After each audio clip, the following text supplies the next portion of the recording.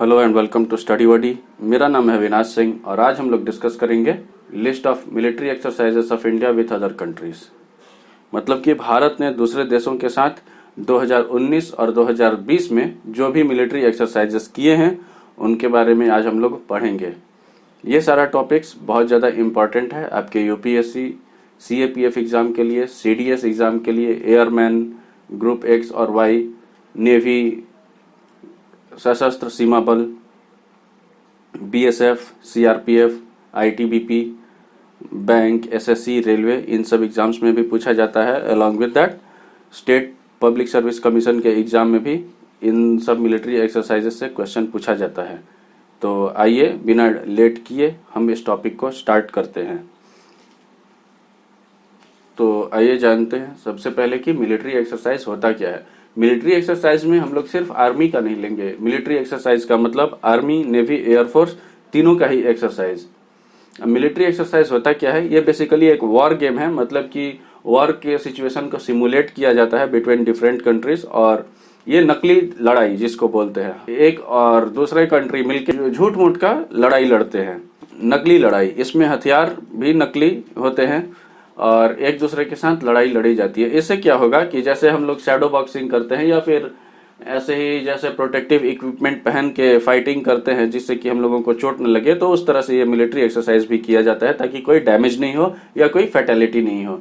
लेकिन इससे हम लोगों को दूसरे जो मिलिट्री पावर्स हैं, हमारे जो प्रतिद्वंदी हैं या जो हमारे फ्रेंड हैं जो हमारे साथ मिलिट्री एक्सरसाइज में परफॉर्म कर रहे हैं, उनकी कमजोरी और उनके ताकत के बारे में हम लोग अच्छे से समझ पाते हैं और वो भी हमारे बारे में इस चीज को जान पाते हैं और समझ पाते हैं। और इससे डिफरेंट मिलिट्रीज के साथ एक बहुत अच्छा कोऑर्डिनेशन करने का एक नया तरीका निकल के सामने आता है। ये बिल्कुल ही असली लड़ाई की तरह होता है, बस इसमें हथियार नकली होते हैं ताकि कोई फैटेलिटी नहीं हो।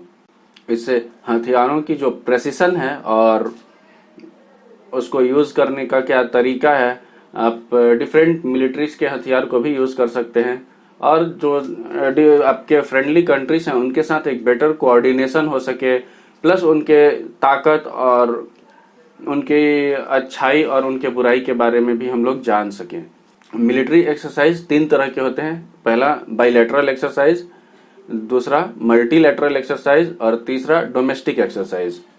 बाइलेटरल एक्सरसाइज मतलब बाई मतलब टू, इसका मतलब क्या हो गया, जो दो देश मिलकर अगर कोई मिलिट्री एक्सरसाइज करते हैं तो उसको हम बोलेंगे बाइलेटरल मिलिट्री एक्सरसाइज।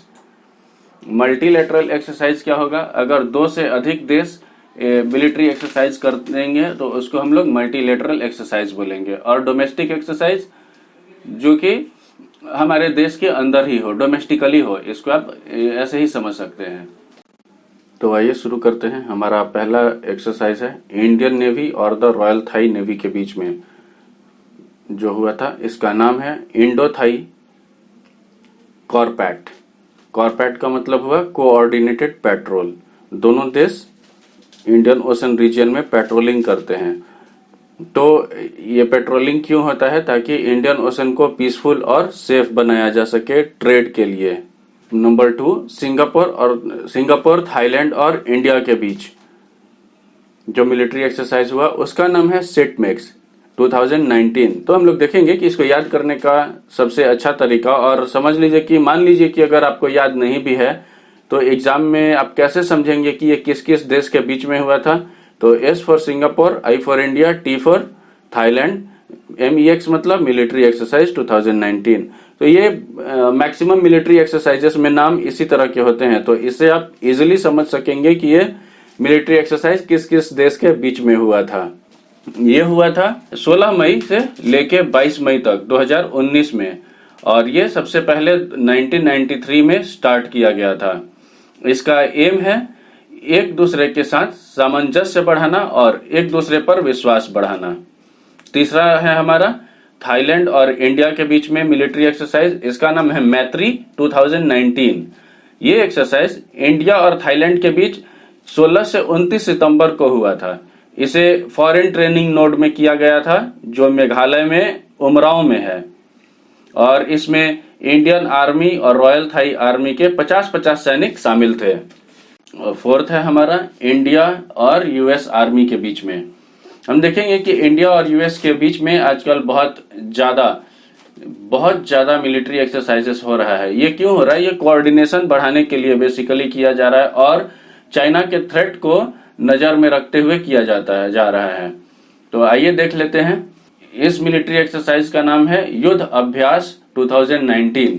यह ओवरऑल 15वां मिलिट्री एक्सरसाइज था इंडिया और यूएसए के बीच और इसका मेन मोटिव है आने वाले किसी भी खतरे के लिए तैयार रहना।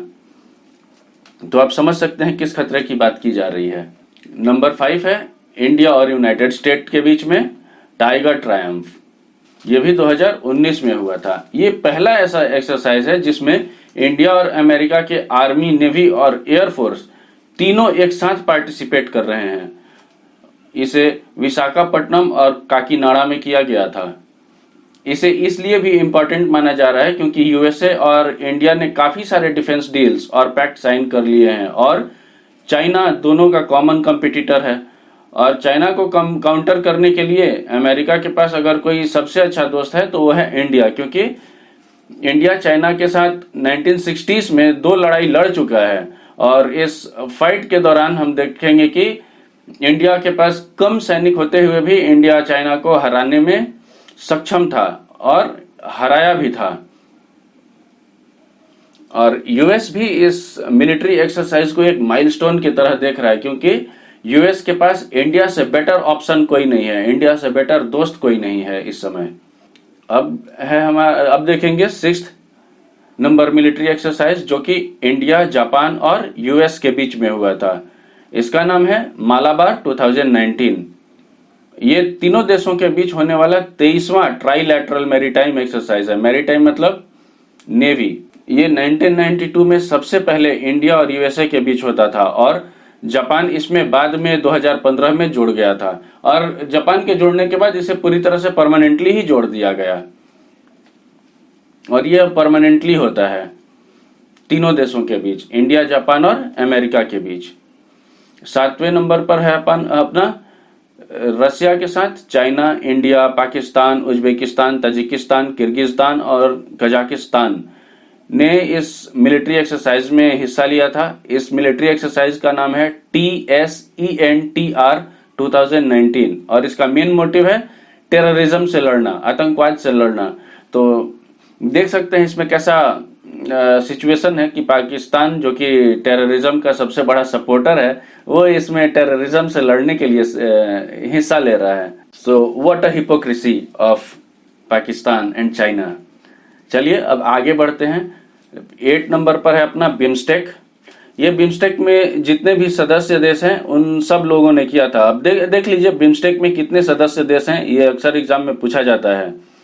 बांग्लादेश, इंडिया, श्रीलंका, थाईलैंड, नेपाल, भूटान और म्यांमार, ये 7 देश बिम्स्टेक के मेंबर हैं। शुरू में इसमें सिर्फ बांग्लादेश, इंडिया और श्रीलंका और थाईलैंड थे। इस मिलिट्री एक्सरसाइज का नाम क्या है? BIMSTEC DMEX 2020। इसका मेन मोटिव है नेचुरल डिजास्टर से हुए नुकसान को कम करना और लॉजिस्टिकल सपोर्ट देना।